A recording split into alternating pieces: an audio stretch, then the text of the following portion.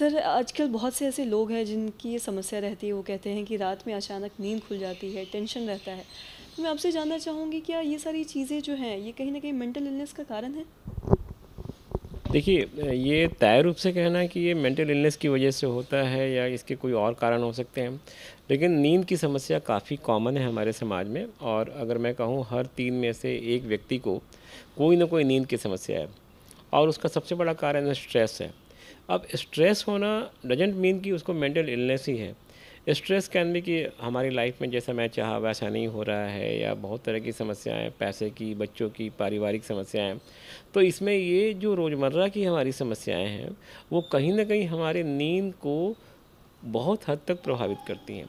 अब कुछ लोगों को नींद की समस्या होती है जो कुछ दिनों से है, कुछ हफ्तों से है, कुछ लोगों को महीनों सालों से होती हैं। तो मोस्टली जो नींद की समस्या होती है या तो आपके सामाजिक कारण या मानसिक कारण या फिर शारीरिक कारण से होती है। बट जो आपने सवाल पूछा उसमें जो मोस्टली हमें ऐसा लगता है कि स्ट्रेस एक बहुत बड़ा कारण है। मेंटल इलनेस में अगर हम बात करें तो डिप्रेशन, एंग्जाइटी, ये 2 मेजर प्रॉब्लम्स होती हैं जिसके अंदर नींद की समस्याएं होती हैं। और नींद की समस्याओं में जो आप कह रहे हैं कि नींद में जैसे कि कई लोगों को बहुत सपने आते हैं और अक्सर देखा जाता है कि जिन लोगों को सपने बहुत आते हैं वो अक्सर जब सुबह उठते हैं तो दे डोंट फील फ्रेश और रिजुविनेटेड, क्योंकि अक्सर जो सपने होते हैं आपकी नींद की क्वालिटी को इंटरफेयर करते हैं। कई लोग कहते हैं कि सर ऐसा कुछ है कि हम सपने कैसे रोक पाएँ, बट सपने तो टोटली इनवॉलेंट्री होती हैं, अनकॉन्शियस कंट्रोल में होते हैं।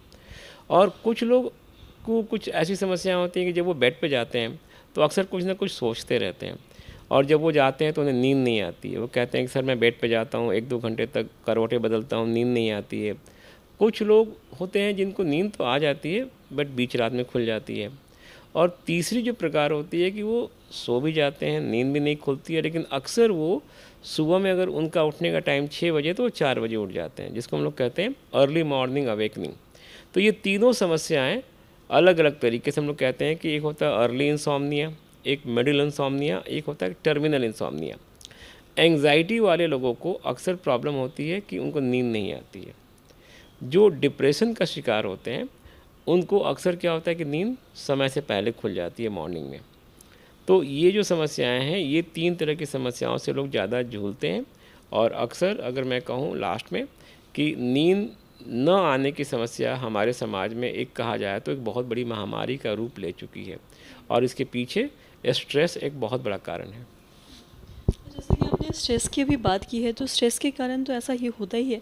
कई बार ऐसा भी देखते हैं कि लोगों को ये लगता है कि मतलब चीज़ें सोचते हैं वो बहुत ज़्यादा किसी चीज़ के बारे में, या फिर डिप्रेशन मतलब, और उन्हें लगता है कि वो शायद कहीं न कहीं डिप्रेशन के शिकार है। तो क्या ऐसा है?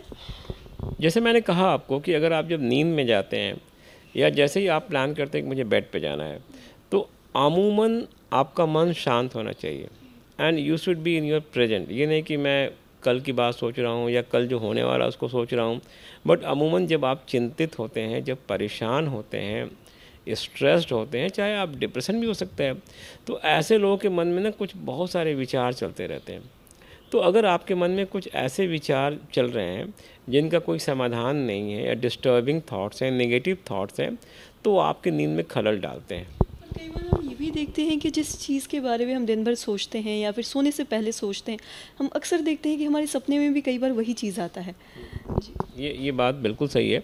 हम लोग कहते हैं कि ड्रीम्स जो होते हैं उसमें 2 चीज़ होती है कि एक सिंबॉलिक, जैसे कि आप जो सोचते हैं कि ऐसा कुछ हो जाए, ऐसा जो हम लोग कहते हैं विश करना, तो कई बार आप सपने में अपने विश को फुलफ़िल करते हैं। या जो रोज़मर्रा की चीज़ें आप सोच रहे हैं वो भी आपके ड्रीम्स में रिफ्लेक्ट होती हैं। तो ये बहुत कॉमनली देखा जाता है।